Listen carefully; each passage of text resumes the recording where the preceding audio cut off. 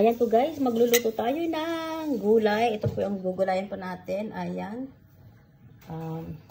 Red bell pepper po siya guys. Carrots. Tapos yung patatas. Yung Chinese cabbage. Ayan, gigisa lang po natin sa bawang sibuyas. Ayan po yung konting sahog niya po guys na pork giniling. Ito po ang ating lulutuin guys. Tapos magprito to tayo ng chicken. Ayan. Inano ko na yan sa harina po yan guys, na may ricado na din. Ayan. Ang ating lulutuin guys. Tara guys, luto na po tayo.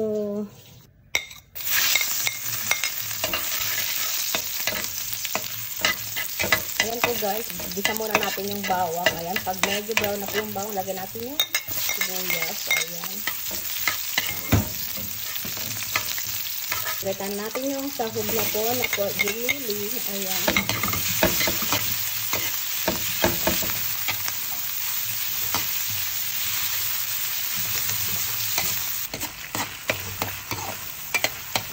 Ayan guys, okay na yung giniling po natin. Lagay po tayo ng pampalasa na guys. Ayan, nabig sarap.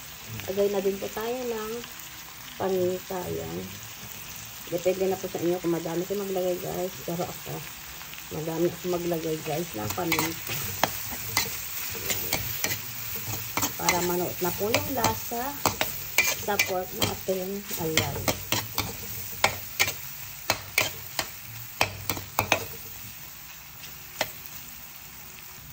Ayan guys, pag okay na yan, lagay na po natin yung patatas. Ganyan.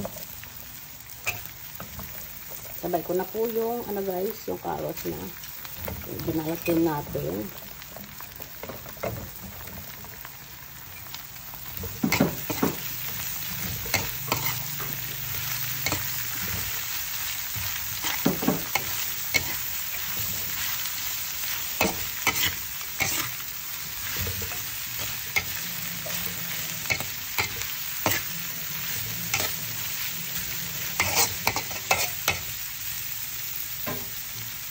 Ayan, lagay tayo ng konting patis guys.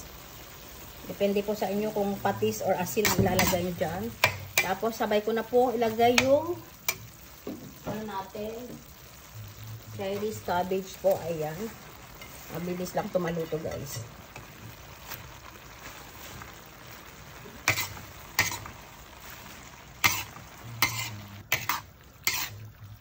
Ayan po guys, ganyan na po yung natin. Ayan. Pag okay na yan po guys, lagay po natin yung red pepper. Ayan. Tapos lagay tayo dito ng oyster sauce guys. Ayan, lagay tayo. Oops, tama na yan.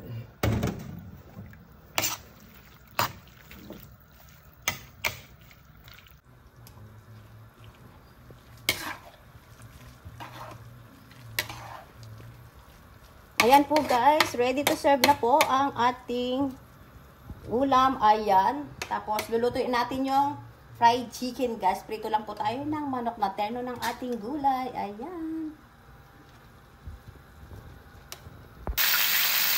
Ayan na po guys, nagprito tayo ng chicken. Ayan. Leg part po ang kinuha natin.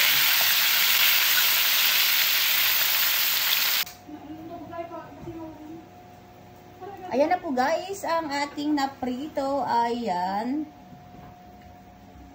Ayan na po guys. Tapos ito yung ating niluto. Ayan.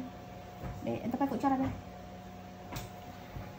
Ayan po ang ating dinner. Ayan po ang ating dinner guys. Ayan. Gulay tayo. Ayan. Lagay tayo ng sabaw ng konti dyan guys. Para may sabaw daw yung mga bata guys. Ayan. Tapos ito. Ayan na po guys. Ready to serve na po ang ating ulam. Ayan na po. Tara guys, kain na po tayo. Ayan. Thank you guys for watching. Bye bye.